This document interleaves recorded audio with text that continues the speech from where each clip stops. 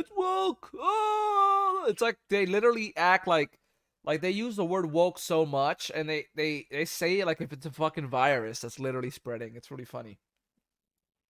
What a pervert. So let me explain something to you. So let me explain something to you. That is some really sick stuff. Porn can lead to demonic possession. Did you guys know that?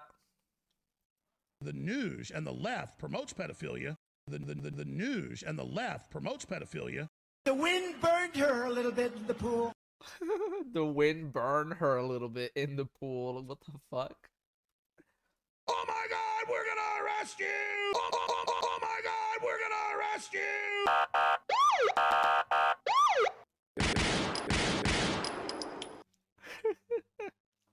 All right, let's keep going. Now we're gonna watch.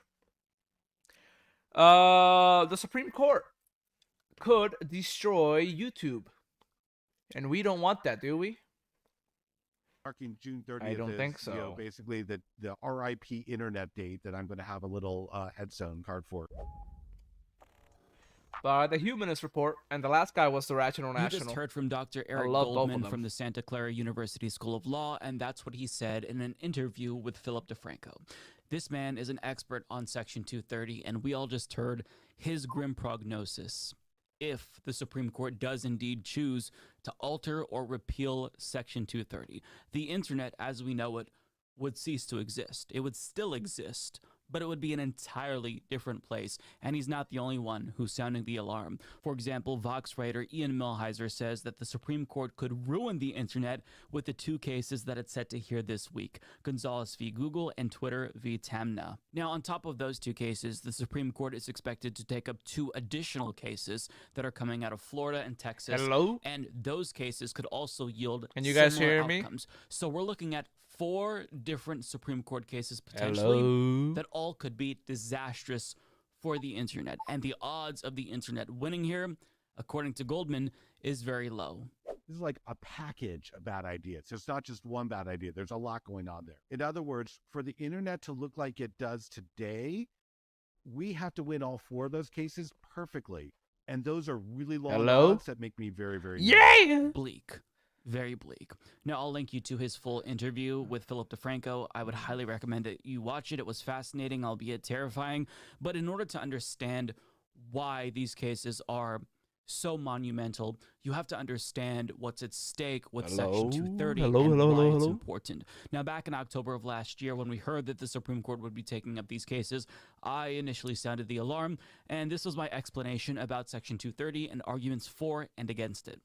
Nobody really knows what the true takeaway would be in the event the Supreme Court struck down Section 230. We've heard a lot about this. We've heard critiques about Section 230 from the left and the right, and the implications of its demise aren't really known, but one thing that is for sure is that it would radically change the internet.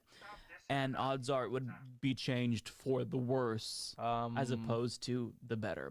So what exactly is the Supreme Court looking at? Well, Mike Babirnez of Yahoo News explains the Supreme Court this week announced it will take up a pair of cases that could fundamentally change the legal foundations of the internet.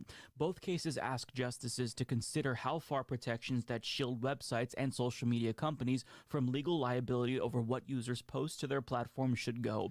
Those I'm trying to protections were use created a in voice portion changer, of the guys. Communications It's not Decency working, Act though. of 1996, known as Section 230, a provision that has been called the 26 words that created the internet. Section 230 did two crucial things. It established that companies operating websites or social media platforms could not be held legally responsible if their users post content that breaks the law.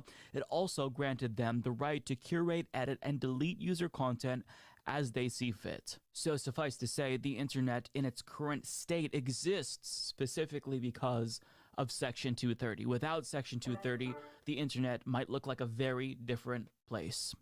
Now, as I alluded to earlier, both Democrats and Republicans have critiqued Section 230, even though Donald Trump has been particularly vocal in his criticism. But the Democrats who oppose Section 230 claim that websites should be held more culpable if violent extremism is festering on their website, if the proliferation of misinformation on their website continues. Whereas Republicans don't like the second provision of Section 230, specifically the one that gives social media websites the power to delete and curate content. They don't like that because they claim that these websites all have a liberal bias and it leads to the censorship of conservatives. Now, that critique from Republicans is not really founded by data. You know, leftists also get banned from social media websites frequently as well. They just don't whine about it as much. But conservatives in particular, they get a ton of traction on websites like Facebook, where the left just isn't able to compete. And they also dominate YouTube as well, although I don't have data to back that up. But just for argument's sake, you can see that there are different arguments against Section 230. Democrats are against one portion of Section 230, and conservatives are against another portion of Section 230. There's two sections of 230, and, you know, there's reasons for both sides to be against it, at least what we've heard. Now, both of the cases that the Supreme Court has taken up, they have to do with families who are suing these tech giants, Twitter and Google in particular, because a member of these families fell victim to extremists. Now, the families are arguing in these lawsuits that websites should be held legally liable if extremism proliferates on their platforms and they don't take action to stop it. You could read more about this on the SCOTUS blog post about this. Now, the Supreme Court could go either way. They could side with the families and claim, yes, these websites, these tech giants in particular, should have done more to prevent extremism that led to the deaths of these families' victims. And they can also take it in a different direction. They can say, well, actually, there's already too much content moderation, or they could just strike down Section 230 altogether. The question is, what does that mean for the internet going forward? And really, nobody really knows. All we can do is speculate, but odds are it would mean less freedom on the internet if the Supreme Court in any way decided to take on Section 230 and declare it unconstitutional, either fully or partially. Many communications law experts fear that a decision throwing out Section 230 would create chaos in one of the world's most important industries as companies attempt to quickly react to a sudden and drastic change to the legal landscape. They argue that because few companies would be able to endure the new financial risk of lawsuits over user-generated posts, venues for free speech online would rapidly erode or even disappear. Other sites might go the opposite direction and eschew moderation altogether, which would create space for their platforms to turn into cesspools of objectionable content. Kyle Barr of Gizmodo states, if a company like Twitter suddenly finds that it is held liable for each post on its site, the company says that its options would become limited to either folding entirely or conducting extreme amounts of vetting and content moderation, much more than already goes on. This, of course, isn't exactly what conservatives want. Or it's at least what they claim that they don't want. So envision that being the product, the end result of the Supreme Court ruling with regard to Section 230. What does this mean for independent media, YouTube shows like my own? What? Could independent media exist in a post-Section 230 America? I genuinely don't know. Or if it does exist, would it exist in a different fashion? Would this force YouTube to hire content creators, for example, so that way they're not just independent contractors, so that way they have more direct control over what we as YouTubers say? Would Twitter take up a lot more bans? It's so hard to say, and it's horrifying to think about the implications of what this would look like. But as the article alluded to, it could go in the opposite direction as well, which wouldn't necessarily be ideal.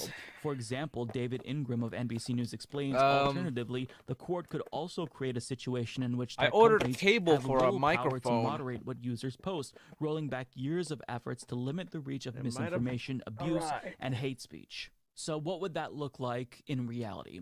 Well, in the event a user, for example, makes a death threat online to a politician, that would disempower websites like Twitter or YouTube from suspending that user.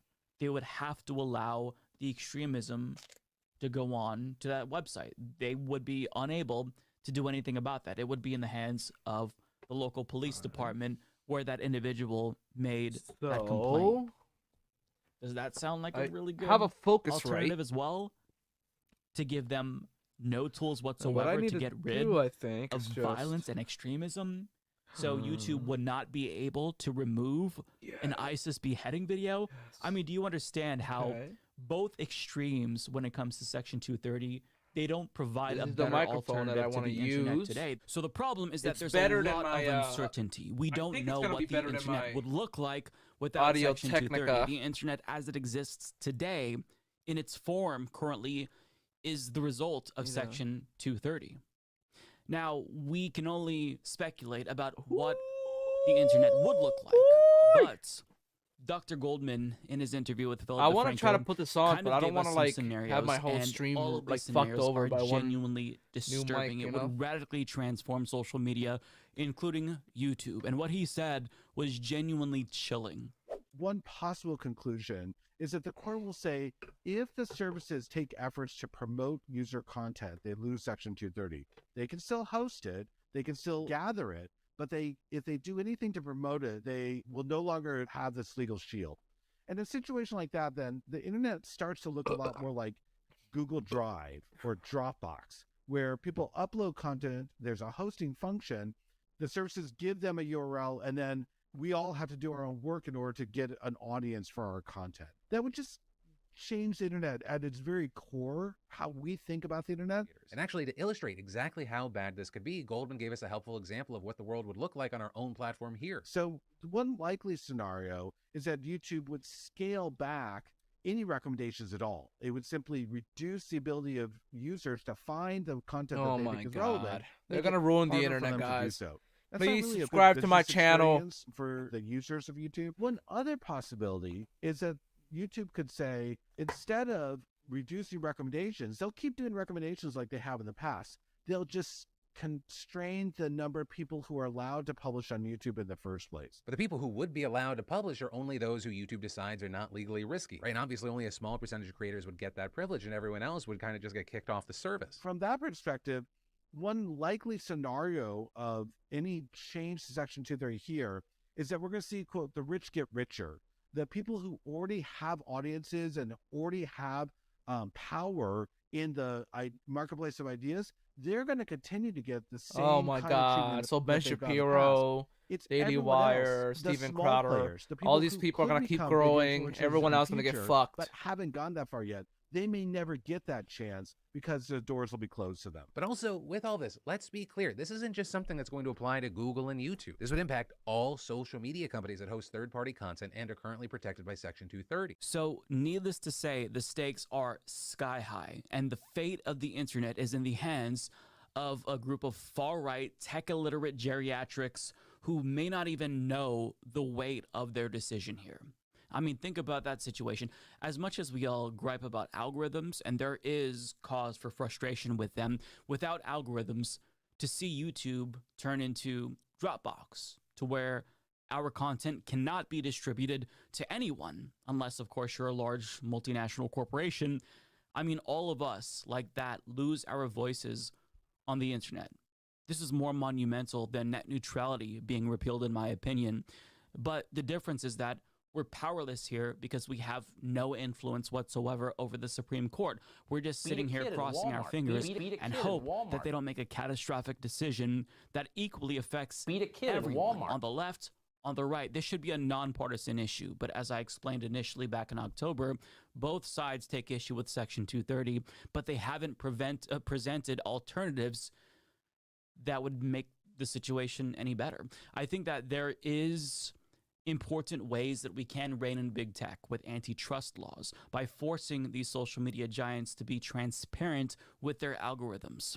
But to do anything with regard to Section 230, repeal it, chip away at it, that is something that I don't want to test out. I don't want to see what the internet will look like. Yeah, they're Because gonna fuck up the internet, that means guys. independent media is gone. Activists and journalists We need to who stand together, get their protect this. work out will be no longer able to practice independently. They'd have to be part of some corporation like NBC or the New York Times. Anti-establishment voices could be snuffed out as a result of this case. And I don't think anybody really understands the gravity of this situation. So we don't know the outcome. We'll get a sense as to what way the Supreme Court is going to rule, hopefully, in the next week when they hear this case. But either way, brace for impact, because if they do anything to Section 230 and don't leave it intact as it is, That's it could literally be the Supreme Court. absolutely disastrous with a ripple effect that is going to span across the entire internet. And it's just horrifying to think about. So you've been warned.